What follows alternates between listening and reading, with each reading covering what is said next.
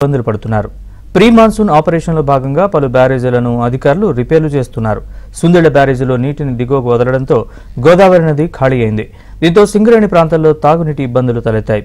ఇక ఇదే అంశంపై మరింత సమాచారాన్ని మా ప్రతినిధి శ్రీనివాస్ అందిస్తారు. నిండు కుండలాగా ఉన్న గోదావరి ఇప్పుడు వెలవెలబోతోంది. ప్రీ మాన్సూన్ కారణంగా కొన్ని ప్రాజెక్టులలో రిపేర్ల కోసం గతంలోనే అంటే నీటిని దిగువకు వదలటంతో గోదావరి నది అంతా కూడా వెలవెలబోతోంది. పైనుంచి ఎగువ నుంచి వచ్చే వాటర్ కూడా ప్రస్తుతం లేకపోవడంతో నది అంతా కూడా వెలవెలబోతున్న దృశ్యాలు మనకు కనిపిస్తున్నాయి. ప్రస్తుతం మనం కరీంనగర్ జిల్లా పరిధిలోని ఉన్న గోదావరి నది తీరం వెంబడి ఉన్నాం. ధర్మపురి కానీ గోదావరి కానీ లేదా కొన్ని చోట్ల కోటిలింగాల లాంటి ప్రాంతాల్లో కొన్ని చోట్ల గోదావరి నది అంతా కూడా ఎండిపోయి దర్శనమిస్తోంది. భారీ గుంతలతో పాటు రాళ్ళన్నీ కూడా తేలి ఉన్న దృశ్యాలను మనం చూడొచ్చు. ప్రస్తుతం మనం జగిత్యాల జిల్లాలోని ధర్మపురి దగ్గర ఉన్న పుణ్యక్షేత్రమైన ధర్మపురి దగ్గర ఉన్న స్నానఘట్టాల దగ్గర ఉన్నాం. కొన్ని చోట్ల మడుగుల్లో ఉన్న నీళ్లలోనే భక్తులు పుణ్యస్నానాలు చేస్తున్న దృశ్యాలు మనకు స్పష్టంగా కనిపిస్తున్నాయి. వాస్తవానికి గోదావరి నది తీరంలో ఉన్న సుందిళ్ల బ్యారేజీలో బ్యారేజీ ప్రీ మాన్సూన్ కారణంగా బ్యారేజీ మరమ్మతులు చేస్తున్నారు. దీంతో వాటర్ అంతా కూడా ముందే దిగువకు వదలటంతో కొంత వెలవెలబోతోంది. ఇక ఎల్లంపల్లి ప్రాజెక్ట్ నుంచి రావాల్సిన వాటర్ కూడా రావటం లేదు. దీంతో చాలా చోట్ల కూడా గోదావరి నది అంతా వెలవెలబోయి ఉన్న దృశ్యాలనే మనం చూడొచ్చు. మరోవైపు పైన ఉన్న కడెం ప్రాజెక్టుకు సంబంధించిన మరమ్మతులు కూడా జరుగుతూ ఉండటం, ఆ కడెం ప్రాజెక్టు కూడా అంతా డ్రై ఏరియాగా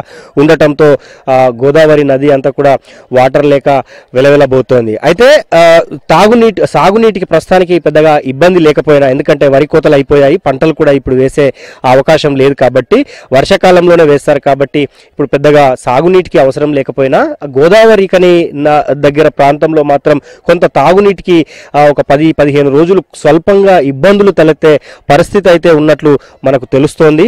సో మరోవైపు గోదావరి నది తీరం అంతా కూడా ఈ రాళ్ళు రప్పలు దర్శనం ఇవ్వటంతో పాటు బండరాళ్ళన్నీ కూడా తేలి ఉన్నాయి. సో మనం విజువల్స్లో చూస్తున్నదంతా కూడా ధర్మపురి పుణ్యక్షేత్రం దగ్గర ఉన్న స్నానఘట్టాల దగ్గర ఉన్న దృశ్యాలను మనం చూస్తున్నాం. సో మొత్తంగా అయితే ఒకప్పుడు అంటే గలగలా పారుతున్న గోదావరి అంతా కూడా ఇప్పుడు వెలవెలబోతున్న దృశ్యాలు మనకు కనిపిస్తోంది. అయితే కొన్ని చోట్ల భారీ వరదలకు కొన్ని చెక్ డ్యామ్స్ కానీ లేకపోతే ఇవన్నీ ఇసుక అంతా కూడా కొట్టుకుపోయి ఆ పెద్ద పెద్ద మడులన్నీ కూడా దర్శనమిస్తున్నాయి. అయితే ఈ ప్రీ మాన్సూన్ ఆపరేషన్స్ మెయింటెనెన్స్ పనుల కోసం అయితే చాలా చోట్ల గోదావరి నదీ తీరంలో ఉన్న బ్యారేజీల్లో అయితే పనులు మొదలు పెట్టడంతో వాటన్నింటినీ కూడా రిపేర్ చేస్తుండటంతో అందులో ఉన్న వాటర్ అంతా కూడా కిందికి దిగువకు విడుదల చేశారు. అయితే ఈ గోదావరిలో నీరు తగ్గిపోవడంతో దీని ప్రభావం ఎక్కువగా ఈ సింగరేణి మీదనే పడే అవకాశం అయితే కనిపిస్తోంది. గోదావరి నదిలోని ఇన్ఫిల్టరేషన్ గ్యాలరీ ద్వారా సింగరేణి కాలనీ అవసరాలకు ప్రతిరోజు దాదాపు 23 నుంచి 25 MLDల నీటిని పంపింగ్ చేయాల్సి ఉంటుంది. అయితే ప్రస్తుతం శాండ్ బెడ్లో ఉన్న నీటినే సింగరేణి వాడుకుంటూ ఉంది కాబట్టి సో కొంత సింగరేణి ప్రాంతానికి అయితే ఇబ్బందులు తలెత్తే పరిస్థితి అయితే ఉన్నట్లు తెలుస్తోంది. అధికారులు కూడా ప్రత్యామ్నాయ ఏర్పాట్లను చేస్తున్నారు. సో మొత్తంగా గోదావరి నది తీరం అంతా కూడా వెలవెలబోతోంది.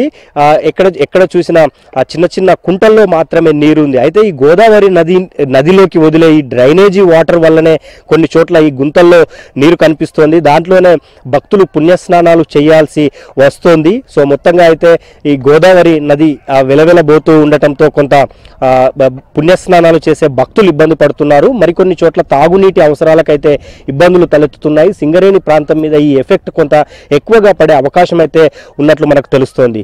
ఇది గోదావరి నది తీరం ప్రస్తుతం ఉన్న పరిస్థితి.